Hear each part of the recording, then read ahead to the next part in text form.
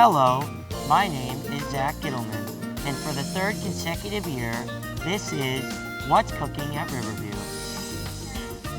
My name is Jimmy Kashivas, and I'm very proud and honored to be here at the Cape Cod Media Center for the second consecutive year for What is Cooking at Riverview.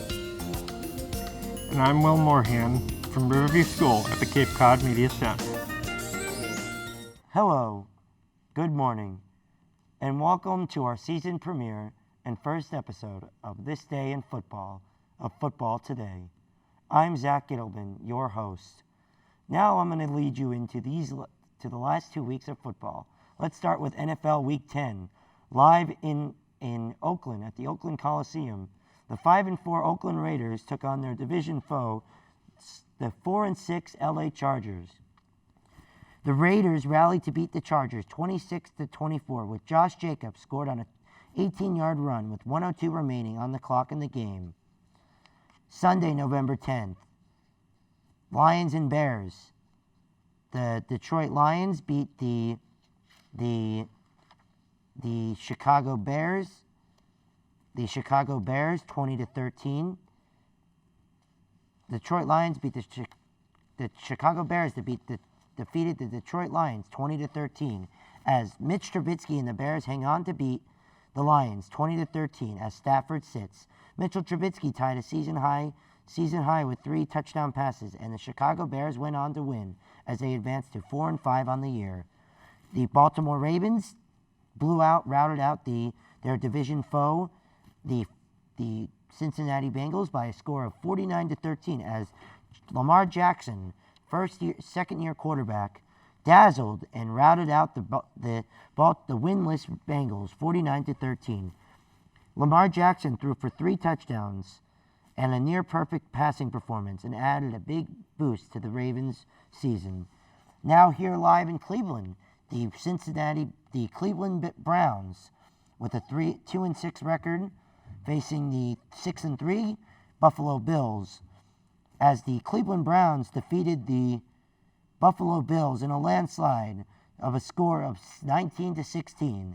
As the Browns hold off the Bills 19-16 to end a 4-game slide, Baker Mayfield threw a 7-yard touchdown pass to Rashard Higgins with 1:45 left as the Cleveland Browns win. The missed field goal was the reason why the Cleveland Browns defeated the Buffalo Bills. Live in Tennessee, the 4-5 Tennessee Titans took on the 6-3 Kansas City Chiefs. And this is my favorite game of the week, as Tennessee rallied and spoiled Mahomes' return, beating the Chiefs 35-32. As Ryan Tannehill threw a 23-yard touchdown pass to Adam Humphries with 23 seconds left in the game to go on to win and put the Titans at 5-5, with hopes of making the playoffs with their contention. Live in the Superdome, division rivalry division game, the 1-7 Atlanta Falcons take on the 7-1 New Orleans Saints, as the Falcons stun the first-place Saints with a score of 26-9. The New York Jets and Giants, the New York Subway Bowl, known as the Toilet Bowl and the MetLife Bowl, live at MetLife Stadium. Only the 2 teams, as of right now, to win their first game to share the same stadium in the NFL, as the New York Jets defeated the New York Giants 34-27, as the New York Jets go to a record of 2-7 and the Giants go to 2-8. Now the Giants have lost their sixth straight game, as Sam Darnold and the Jets hold on to beat Daniel Jones and the Giants by a score of 34-27.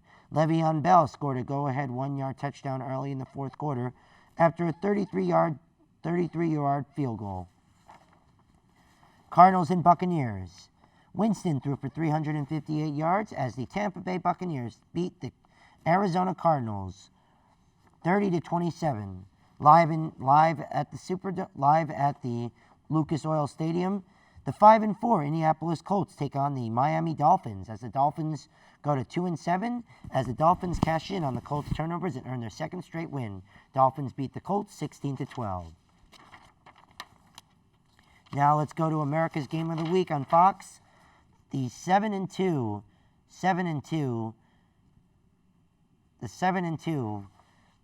Green Bay Packers took on the 6-4 the 5-3 Carolina Panthers by the score of Packers. Aaron Jones, the running back, scores 3 touchdowns in the 24-16 victory over Carolina.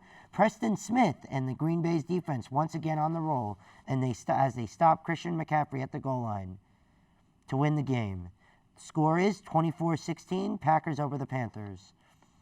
Here's America's second game of the week, live on Fox. Calling that game was Chris Myers and Daryl Johnson, as the Pittsburgh Steelers defeated the Los Angeles Rams by a score of 17-12. The Steelers' defense led the way in a 17-12 win over the Rams. The Steelers' defense spoiled Aaron Donald's homecoming and derailed the Los Angeles Rams by a close score of 17-12. Live for Sunday Night Football, the 7-2, the 6-3 Minnesota Vikings took on the 5-4, the 5-3 Dallas Cowboys, as they win by a close score of 28-24. Cook leads the Vikings to a 28-24 primetime road win over the Cowboys, as Dalvin Cook runs for 97 yards, including the go-ahead touchdown on the fourth quarter, and had another touchdown. Now let's go to the primetime game of the week, live at Levi Stadium in San Francisco. The undefeated San Francisco 49ers take on their division foe and rivals, the 7-2 Seattle Seahawks, as Myers goes on to win the game-winning field goal to send the 49ers to their first loss of the season, putting the Seahawks at 8-2 with the win of 27-24. And that is your weekly update. Now let's go to Week 11 scores and upcoming games. And that's Zack Gittleman, and I approve this message and score update. Live here for this coming up this Thursday, November 14th at 8:20, live on Fox. The 3-6 Cleveland Browns host the 5-4 Pittsburgh Steelers. Sunday, November 17th, the 3-5 Detroit Lions host the 5-4 Dallas Cowboys. The 5-4 Indianapolis Colts host the 4-5 Jacksonville Jaguars. The 2-7 Dolphins host the 6-3 Miami Dolphins. The 7-3 Vikings face off against the 3-6 Denver Broncos, live on CBS. The 3-6 Buccaneers host the 7-2 Saints. The Redskins host the 1-8 Redskins host the 2-7 Jets. The 5-4 Panthers host the Atlanta Falcons. Ravens host the Texans. Calling the game for the 4 o'clock game, the San Francisco 49ers take on the 8-1 49ers, hoping to redeem themselves with a potential win over their division foe, the 3-6 Arizona Cardinals. 4:25 game, the 5-4 Raiders take on the 0-9 winless Cincinnati Bengals, live at the Ring Central Coliseum. 4:25 live on CBS. America's Game of the Week, the Patriots and Eagles, live at Lincoln Financial Field. The 5-4 Eagles take on the defending 8-1 New England Patriots at Lincoln Financial Field this Sunday. Rams and Bears, live on NBC for the primetime game of the week. The 5-4 Rams take on the 4-5 Bears, live at the Los Angeles Memorial Coliseum. Monday Night Football, live in Mexico City for the third set of their international series, as the 4-6 Chargers take on the 6-4 Kansas City Chiefs. Now let's go to this week's American League potential, to this league's National Football League playoff contender. As you take a look now, as we're heading into Week 11 of the NFL season, the New England Patriots take on the Baltimore Ravens, are now atop the AFC Conference with an 8-1 record and a 4-0 division record and a 6-1 conference record. Atop them for the second seed is the Baltimore Ravens at 7-2 with a 3-1 division record and a 5-2 conference record. Third seed, the Houston Texans at 6-3, the 2-1 division record and a 5-1 conference record.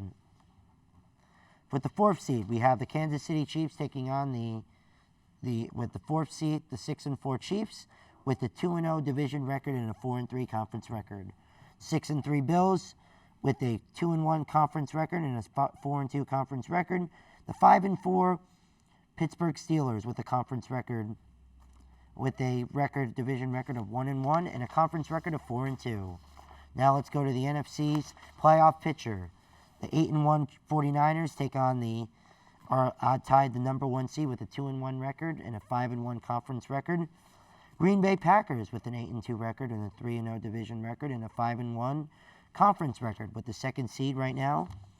3rd seed tied atop for the 2nd and 3rd seed are the New Orleans Saints, alongside with a 1-1 division record and a 5-2 conference record. Now the Dallas Cowboys and the NFC East with the 4th seed.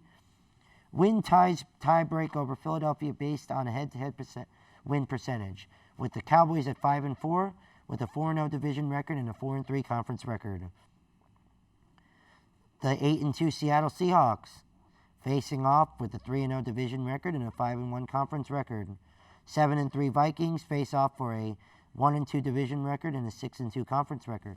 The Los Angeles Rams are at a 5-4 record with a chance of an 0-2 division record. Now the 8th seed in the NFC Conference.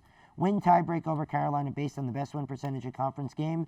The Eagles are 3-4 in conference games and 1-1. Now with the NFC East, they are atop the tie for first place. Now let's go to our final article, ladies and gentlemen. I'm Zack Gittleman, and I'm your host. And now, I'm only going to read half of it. The season of undoubtful losing and disarray for the New York Giants by Zack Gittleman. As the Giants look back at their first 10 games and figure out why they sit at 2-8, there are a couple of different reasons why. Named one to too many to name. The first is the turnover ratio. The second is their pass defense. The third is the defense's ability and offense's ability to finish games in the fourth quarter. A team can survive defensively if they are forcing opposing teams to navigate the field on long drives. That requires a lot of plays. The Giants, however, are allowing too many big plays, which make it too easy for opposing teams to get into the end zone, and poor execution, tackling, and missed assignments are all to blame, and not blitzing and pressuring the quarterback enough.